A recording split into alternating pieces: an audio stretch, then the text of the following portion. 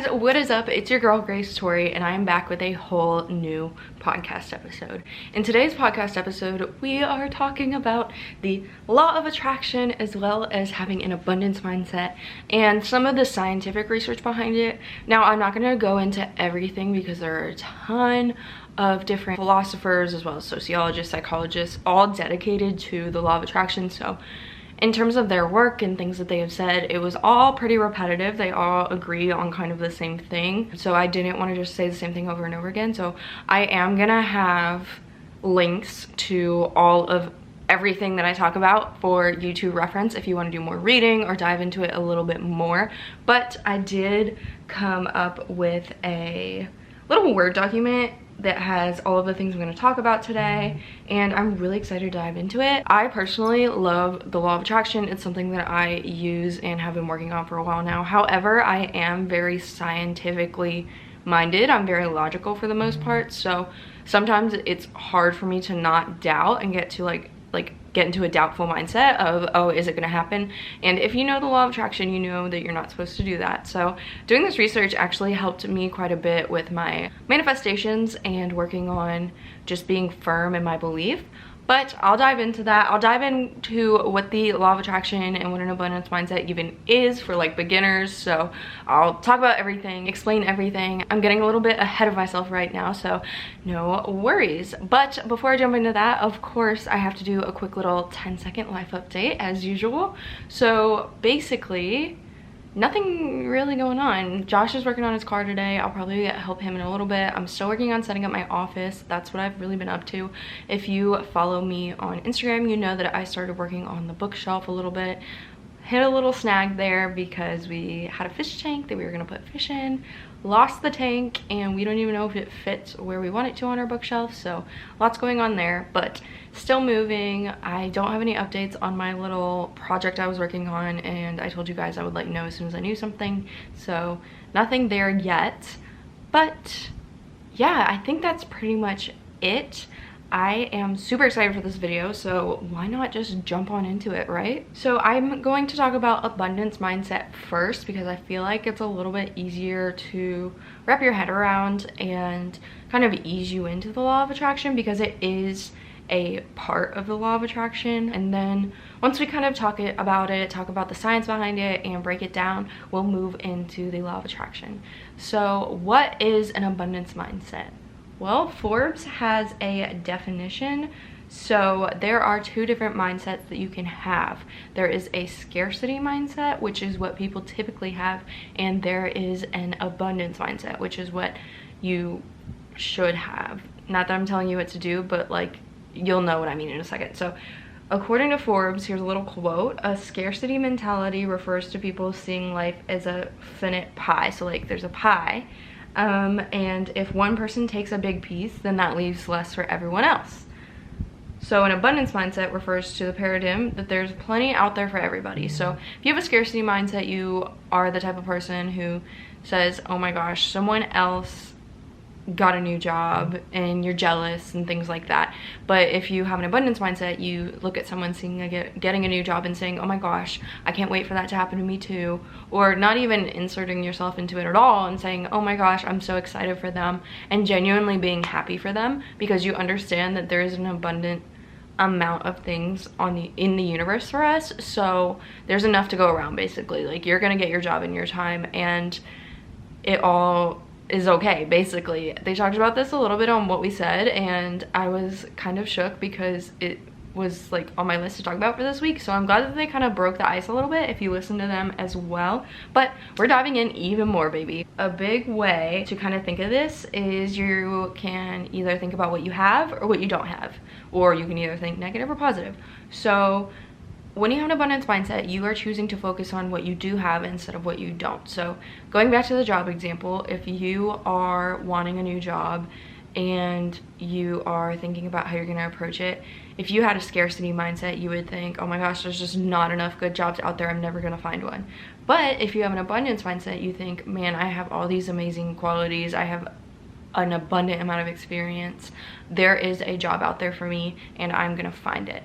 And then if you come across your friend who finds their perfect job, you are content with that and you're genuinely happy for them.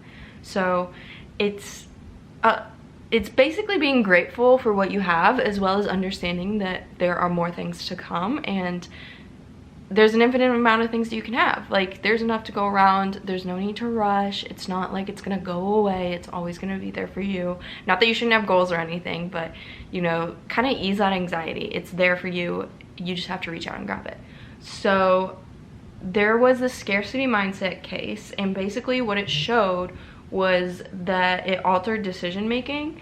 And if you have an abundance mindset, you made more goal-oriented decisions. So they looked at the brainwaves of people who are more scarcity minded as well as people who are more abundance minded, and they found that it activated different parts of your brain. So the activity of someone with a scarcity mindset decreased in the area of your brain that typically goes with like goal-oriented decisions and critical thinking, whereas like a different part of their brain that deals with like stress and kind of that fight or flight was more active. And then, like I mentioned with the abundance mindset, it was obviously increased when they focused on the goal-oriented decisions in terms of decision making. So it's actually proven that if you have an abundance mindset, you are going to make more, I guess, strategic decisions that are gonna help you reach your goals in the long run rather than panicking. So I thought that was really interesting. Like I mentioned, I will have everything linked below if you want to check out the full case and read it. I found another article that had like a chart that broke down how you would react if you are in a scarcity mindset versus if you're in abundant. So if you are in an abundance mindset, you would be excited about the challenges and goals ahead in your life. So you would be more calm, you'd be level-headed, you'd have clarity, and you'd just be excited to grow and take on the challenges that are coming on the way to success, so to speak. And then you would also be confident in knowing that success is going to come. And if you are coming from a scarcity mindset, you would feel like you're running out of time, and you would feel anxious and overwhelmed, and just like there's not enough for everybody. So you are on this ticking time bomb and you have to act quickly. Scarcity, like I mentioned, is comparison and jealousy to, you know, you see that girl on Instagram and she has that perfect body, you compare to yourself and you're jealous, whereas an abundance mindset is excited for her and her accomplishments and understands that you also can achieve that, and it's not impossible for you. It's completely possible. And I think that that's just, there's something about that that is just so exciting and just like wholesome. I don't know, like I feel like it's so simple, but people just often forget because we live in a society where having a scarcity mentality is pushed on us, you know, even like resources and politics and government is scarcity based. So thinking about it through this lens is something that people just don't really do after you hit a certain age. Like kids do it, but then you hit a certain age and you kind of lose it. This whole concept was created by Stephen Covey, who wrote the 7 Habits of Highly Effective People. I believe it was in like the late 1980s that it came out, and that's when he first started talking about having an abundance mindset. But he describes the scarcity mindset as being reactive, and you're reacting to things that are coming at you and you constantly feel like you're not in control, whereas the abundant mindset is more proactive. And he also says that you accept personal responsibility when you have an abundance mindset. And in my opinion, basically what that means is you're losing that victim mentality. So when you have a scarcity mindset, you are just constantly doing damage control and thinking that, you know, your life sucks and there's not enough to go around and you're on this hamster wheel. Whereas if you have an abundance mindset, you know that you're gonna make it eventually and there's enough to go around, and you accept personal responsibility. So you understand the decisions you are making because you take more time to think them through, and if something were to go wrong, you accept responsibility for it, because it's almost like someone compared it to being in the director's chair of your life. You're observing and you're making decisions and you feel in control of what's happening, which doesn't everybody want that? I mean, we all want to feel like we're in control of our life. So another way that I read to explain it is having limited roads to success is kind of what we're taught. Like you have to go to college, or you have to be married into it, or you have to start a business, and if you don't do these things or you're not successful in these ways, then it's not going to happen. Whereas that's not true. There's unlimited roads to success that you can take. There is no path that's right or wrong, and as long as you're positive and you're proactive, then something good is gonna come out of it. I think that I'm gonna kind of talk about how to adopt an abundance mindset, and then I'm gonna end it with one more case. And then this case is an abundance mindset, but it's also kind of law of attraction, so I'm gonna leave that for after we finish talking about this so that we can kind of lead into the law of attraction. But ways to adopt an abundance mindset is, first off, to just start being more grateful for what you do have. And when you are grateful for what you do have, you automatically adopt a positive mindset, which is going to help you have these positive beliefs. And like I mentioned, just understanding that there's enough to go around and having a strict mental diet. Adopting a mental diet is so important, especially if you struggle with things like anxiety and intrusive thoughts of any kind. Obviously, it's not going to completely cure it, and like I mentioned in all my other videos, I'm not a doctor. If you need additional help, please don't see this as like a cure-all. But looking at things through a positive lens and having a mental diet where when you start to think a negative thought, a jealousy thought, a comparison thought, thinking you're not good enough, thinking there's not enough, just flipping it and having an abundance mindset, it's gonna be difficult at first, and you're gonna have to be really attentive to your thoughts and really just process what you're thinking. But eventually, I promise you, it's not gonna be hard and your life is gonna be so much better. Just try it for like 3 days and tell me, report back to me. If you don't believe me, just report back to me. And like I mentioned with that case earlier, you're gonna end up making decisions that reach that ultimate goal that you have in your mind. So even if you're not there yet, I promise you, you'll be way closer than when you had a negative thought and you were not handling things with that scarcity mindset, or you were handling things with that scarcity mindset to begin with. Unless you already have an abundance mindset and you're just here to learn and kind of you're curious about the science behind it, then hey girl, how you doing? Let me know how things are going. I would love to talk about it. DM me on Instagram. My link is down below, because like I mentioned, would love to talk about it. Please tell me everything. But with that being said, those are the two main ways that I know of. There's a ton of ways, but I like to kind of let people figure out what way works best for them on their own after telling them what it is, because everyone works differently. Everyone's brain is wired differently. So I can have something that works perfectly for me, and then you could just not work in that mindset and it may not work for you. So the last case that I'm going to talk about in terms of the abundance mindset is a case that showed that people who had like positive or more excited beliefs towards aging lived 7.5 years longer on average than people who did not. And I also double checked, these are people that had various socioeconomic backgrounds, so things like ethnicity, income, gender were varied, and it wasn't like one group stood out more than the other. It was a good mix, so there wasn't any bias in that respect. So I thought that was super interesting. Like I mentioned, an abundance mindset is kind of having a growth or a positivity mindset. So I think it's really misleading. People tend to think that it's associated with money, or just thinking that, you know, prosperity is going to come your way, which is definitely a fun perk of it, but having a growth or a positive mindset is the core of it. So while this relates to abundance mindset, it can be a little bit misleading because it just talks about having positive beliefs rather than abundant beliefs, so to speak, which are the same thing. But like I mentioned, it's also a part of the law of attraction, which I am going to switch gears and talk about now. So the law of attraction, goodness, like I mentioned, this is a huge topic. There's people who devote their entire lives to it, and I am in no way an expert on it, but I have manifested quite a few things with it. I kind of like to do a mix of the law of attraction and the law of assumption, which I will get into towards the end. But I do want to kind of talk about it, talk about some research that I found to get you started. This is like a starter pack, so to speak, and I can do another episode on it if you want. But yeah, let me just stop rambling and go ahead and jump on into what the law of attraction is. So the idea behind the law of attraction is like energy attracts the same energy towards it. So positive energy attracts positive energy, negative energy attracts negative energy, which we know. Like we know this. So the idea is that we are energy, which is true. We're made up of millions of atoms, thousands of atoms at our core. And what are atoms made out of? Energy. So the idea is that we emit a certain frequency and we draw back in whatever frequency we give out. So if we give off a negative frequency, we are going to attract negativity back into our lives. But if we give off a positive frequency, we'll bring positivity back in.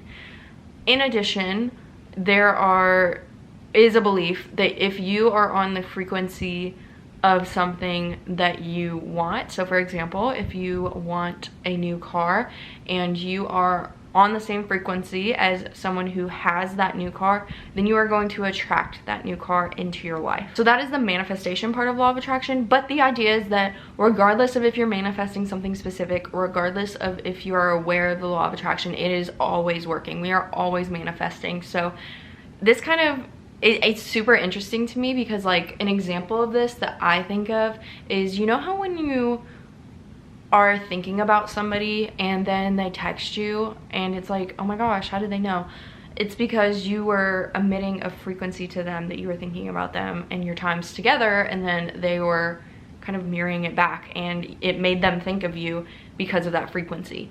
So that's what the law of attraction is. That's an example of it. I will say there's this movie, it's also a book on YouTube called The Secret that is a really basic definition / explanation of what the law of attraction is. And while it's a great foundation, there are some things I disagree with in there. So I'm not necessarily going to recommend it, but if you're looking for a basis of something to watch that explains a lot of the concepts, whether it's right or wrong, then definitely go ahead and watch it. Like I mentioned, I wouldn't take it word for word as 100% correct, but it's a great starting point to kind of introduce concepts to you, and then you can do your own research and decide what you believe. That's the great thing about the law of attraction.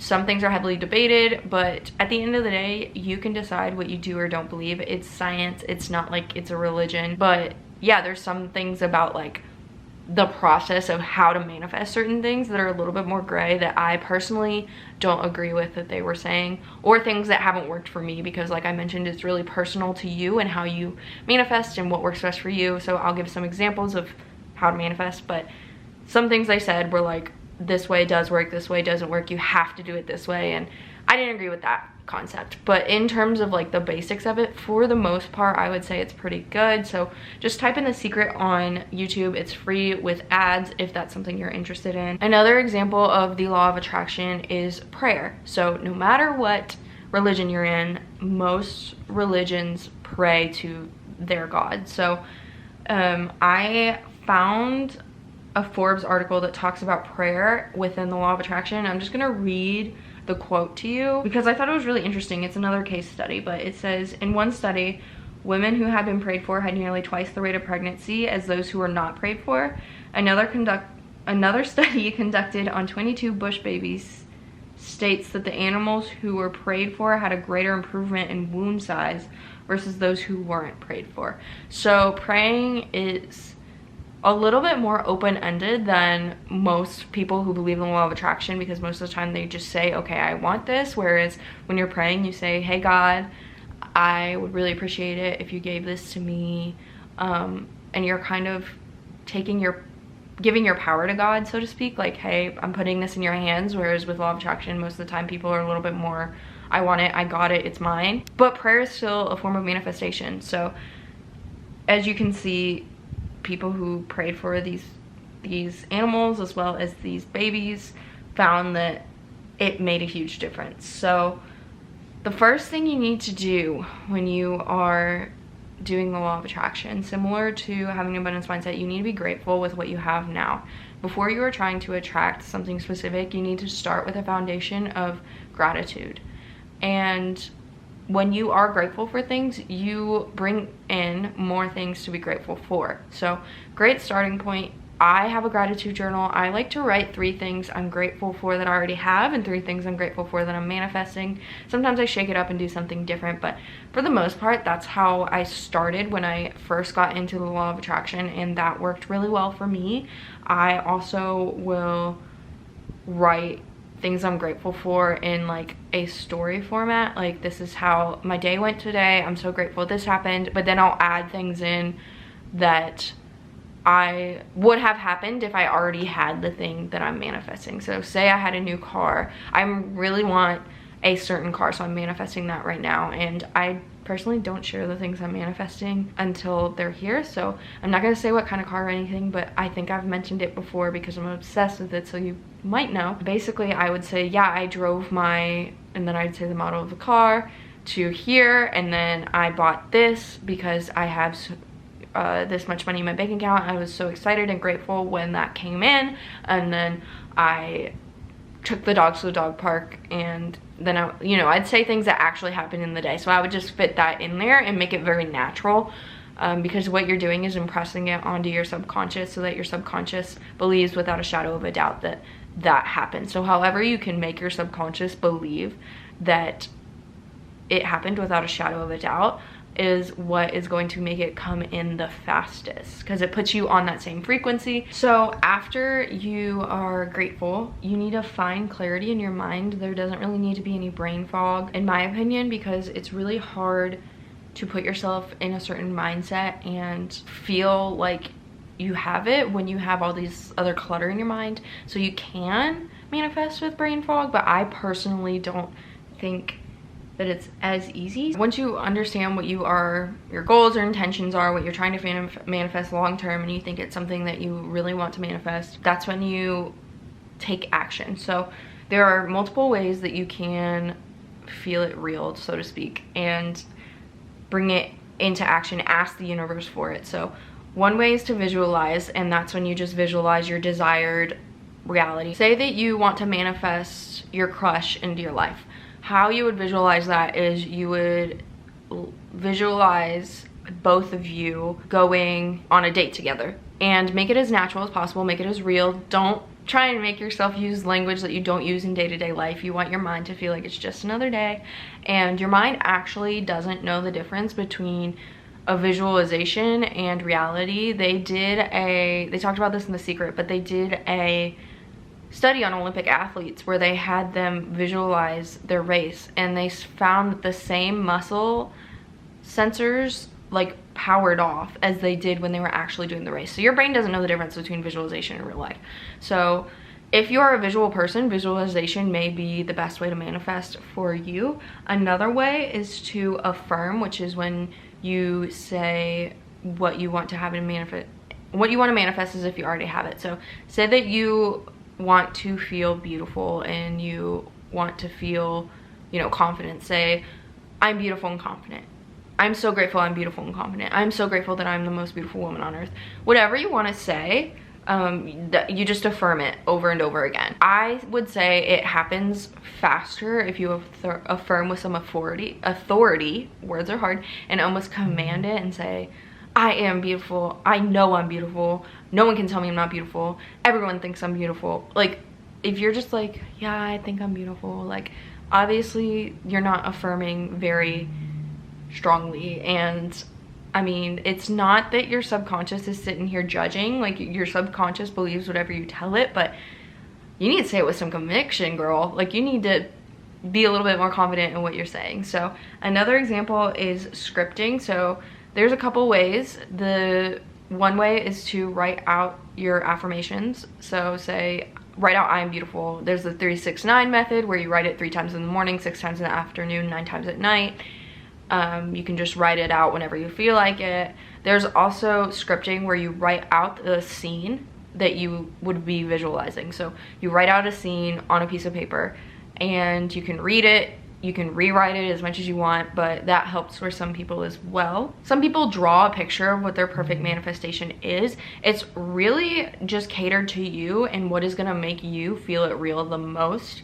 Now, where the law of attraction and the law of assumption differ, the law of assumption believes that whatever you assume to be true will be true. So whatever impression you make on your subconscious assumes to be true. So for me, it's kind of the same as the law of attraction, where whatever your subconscious believes is going to be true at the end of the day. However, the process is different. So for the law of attraction, a lot of people believe that you should just let it go after you take action and ask for it, whereas the law of assumption says that you can affirm. The more you affirm for it, the quicker it's going to come. I personally think that whichever works best for you is fine. However, it's whatever it takes to make it feel most real to you and make it feel like it's already there quickest. So if you are someone who doubts, maybe the law of assumption works better for you because you're constantly telling yourself that it's real, and then you can't think the opposite, because when you think the opposite, you're telling your brain that you don't have it. So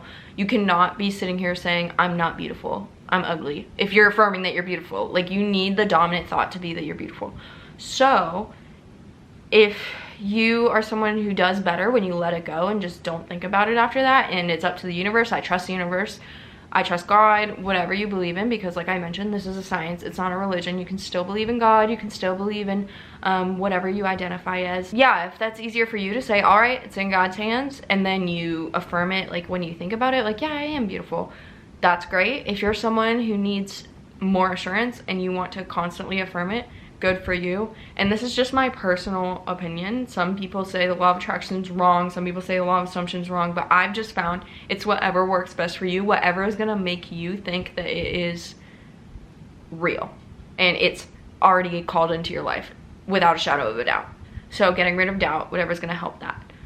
That is basically the process. It's that simple. Just calling it into your life and believing it's there. The last thing I wanted to talk about was a little bit more scientific. So I would like to break down neuroplasticity, which is the idea that your brain kind of changes based on the environment it's in. So here's the definition that I actually got online because words are hard.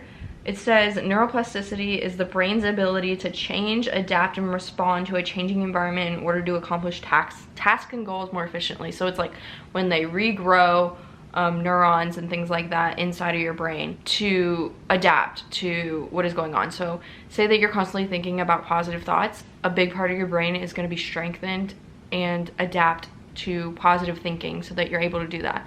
It's really complex. I am not going to even try to go into it because I am just not a neuro anything, but I did want to kind of give you the foundation because on a foundation basis, it definitely makes sense. And you know, law of attraction is actually something that's really hard to prove because it's not like you can track it, but this is like the explanation behind how it works.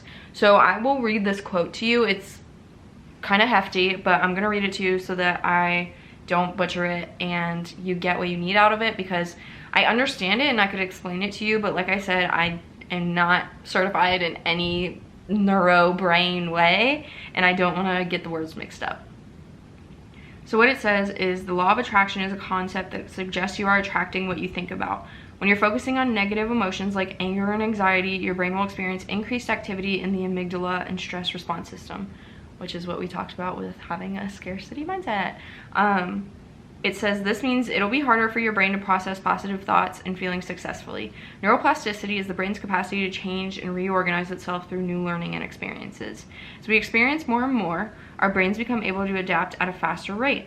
As a result, we are able to better control our thoughts in times where we might feel anxious or afraid. Yeah, so that's kind of a basic explanation of how neuroplasticity works with the law of attraction. So if you're thinking negative, you're gonna have your brain more wired to notice and work with more negative things, whereas if you're positive, it's that idea of like you notice more of what you're looking for. So if you're looking for positive things and things to be grateful for, you're gonna notice it more. And to a certain extent, that is what the law of attraction is. However, it also brings things into your life that would not be there if you weren't on the same frequency. So that's a super general explanation of everything. If you want me to do a part 2 where I dive even deeper, if you want me to talk about the law of assumption, I can definitely do that. If you are looking to dive into the law of assumption more, a great person to look at is Sammy Ingram. So that's S-A-M-M-Y, and then her last name is I-N-G-R-A-M.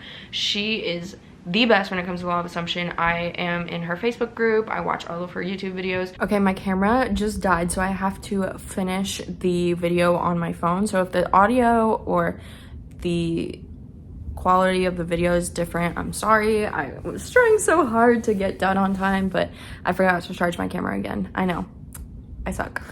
But what I was saying is there's a couple of things that I personally do differently than what Sammy does, but she's been doing this for a long time.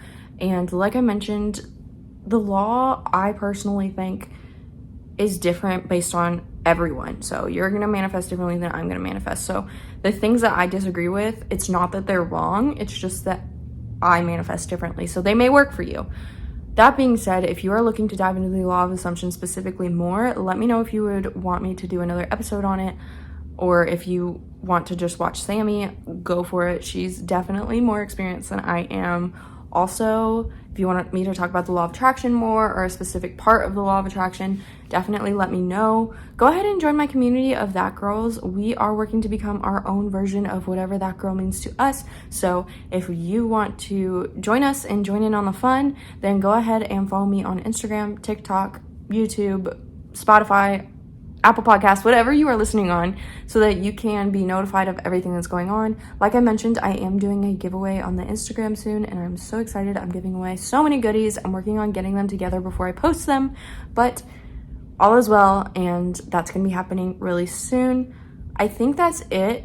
If you are watching on the day that it comes out, have a great Sunday night. I really hope that you had the best weekend ever. If you're listening any other day, I hope you have a great day or night. I love you so, so much, and I will see you guys in my next podcast episode. Bye, guys.